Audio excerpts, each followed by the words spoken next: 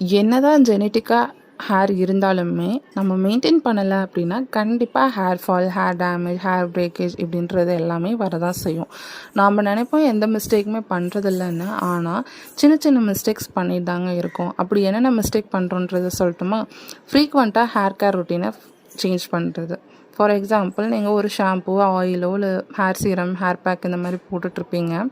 இன்னொருத்தருங்க போட்டதை பார்த்துட்டு அவங்களுக்கு நல்லா இருக்கே, ஆஹா இவ்வளோ பேர் ரிசல்ட் எடுத்திருக்காங்களேன்னு சொல்லிட்டு உடனே அந்த ஷாம்புக்கோ இல்லை ஹேர் ஆயிலுக்கோ நம்ம ஜம்ப் ஆகிடுவோம். அப்படியும் இல்லையா, நம்ம ஒரு ஹேர் ஆயிலோ ஷாம்போ யூஸ் பண்ணிகிட்ருப்போம், பட் ஹேர் ஃபால் ஆகிடும்.